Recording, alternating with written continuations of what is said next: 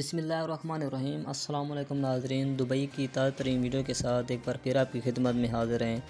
Dubai کی عدالت نے ایک سویپر کو 8 سالہ بچی سے انتہائی شرمناک حرکت کرنے پر 2 سال قید کی سزا سنا دی ہے۔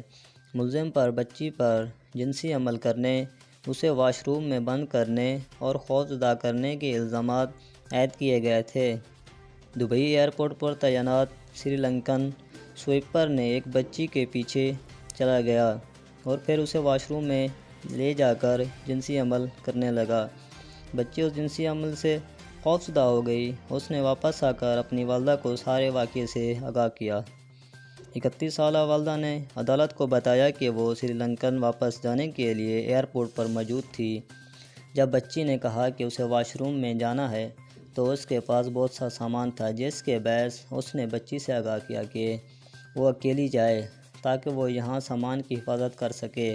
تھوڑی دیر بعد بچی واپس آ کر رونے لگی۔ والدہ نے پوچھا اسے کہ تم کیوں رو رہی ہو؟